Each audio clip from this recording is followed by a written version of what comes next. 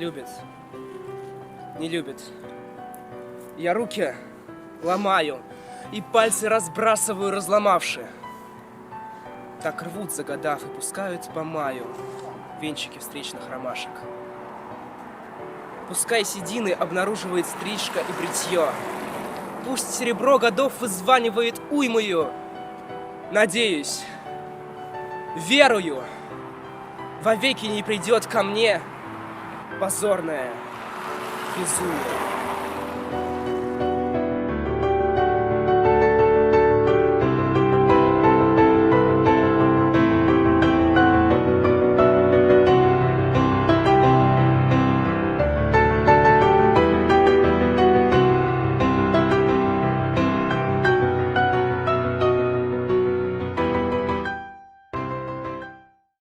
А вообще, если говорить о любви, что ты можешь подразумевать под этим понятием?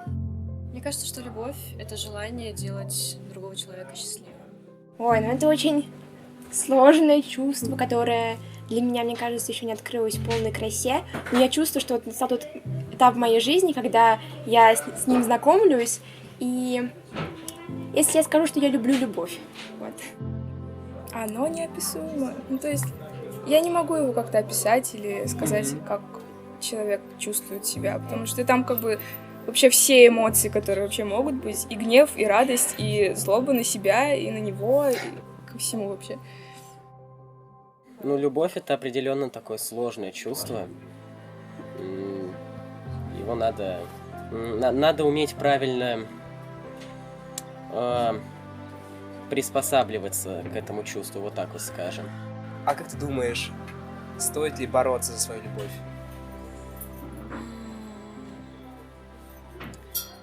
Мне кажется, стоит. Стоит хотя бы попытаться, попробовать. Борьба за любовь — это вот вся наша история России это иллюстрирует, то, что мы боремся за любовь к родине, за любовь к своей семье. И я думаю, что если человек не борется за свою любовь, то он не человек.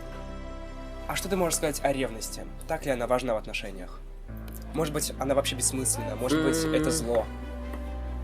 Я бы не сказал, что ревность прямо бессмысленна. Я бы сказал, что в целом на каких-то начальных этапах отношений ревность — это вполне себе естественное чувство, потому что, отношения, они же развиваются, они несовершенные, и бывает, что человек может подозревать своего партнера в чем-то. Другое дело, что, во-первых, нельзя позволять этой ревности развиться и перерасти во что-то вот прям вот черную, там, какую-то зависть или нечто подобное.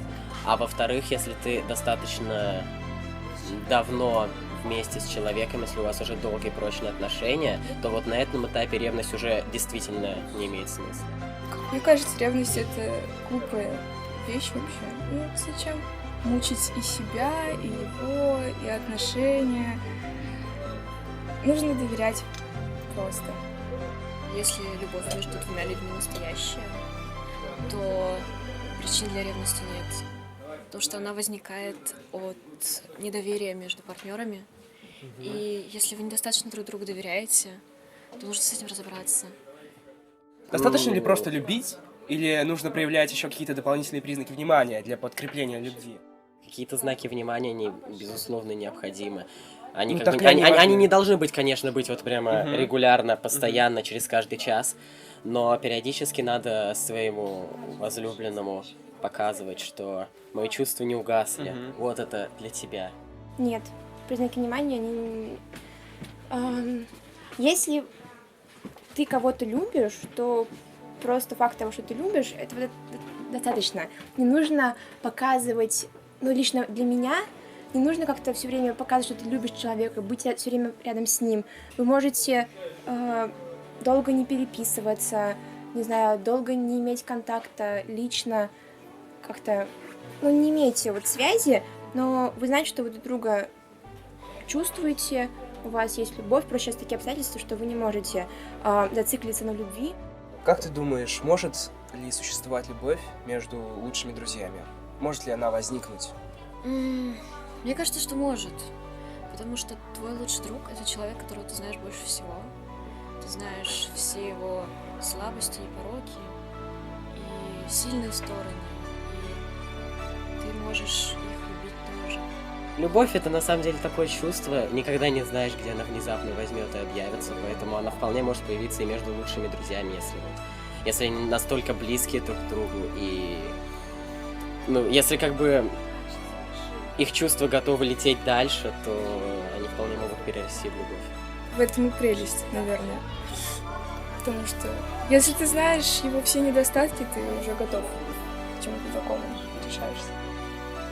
Тебе вообще трудно признаваться перед собой, что ты кого-то любишь? Вообще нет. Нет? То есть ты спокойно это делаешь? Ну, Себе да, А, ему до сих пор нет. тебе вообще сложно признаваться в любви? Никогда первой не признаюсь. Ты не признаешься в любви никогда? Хорошо. Типа, у меня такое мировоззрение, что если я очень часто кому-то проникаю симпатией, и это порой симпатия перетекает дальше в влюбленность для меня, и я думаю, что если человек, как бы, я могу с этим чувством справиться, оно мне когда-нибудь это пройдет. И если я понимаю, что человек либо не мой, либо какой-то, не знаю, просто влюбилась и без каких-то там, не имеем общих интересов, что-то в таком духе, то если он мне не признается, значит, не мое. Вообще так получилось, что те немногие признания, которые имели место в моей жизни, они не были сделаны вживую, потому что современные технологии и все такое, и поэтому через всякие там мессенджеры были в основном признания, что было не очень тяжело, я бы сказал, это получалось как-то на автомате. Постоянно. Постоянно? Постоянно. Каждый раз, когда мне кто-то нравится, я не скрываю свои чувства, а пытаюсь как можно раньше ему сообщить об этом, чтобы, если вдруг это взаимно, просто... Знаете, есть такая фраза: «Однажды рискнув, можно стать счастливым на всю жизнь». И, наверное, это тот принцип, которого я придерживаюсь в таких моментах. Я считаю, что нужно дать знать человеку, потому что ты чувствуешь. И если вдруг он чувствует то же самое, стать счастливым. Но лично мне кажется, что вот признание, оно должно быть максимально каким-то естественным и душевным, чего невозможно сделать без личного контакта с человеком. То есть надо признаваться встретиться, нужно глазами. да, надо встретиться и сказать: я тебя люблю. Я надеюсь, что у меня будет так.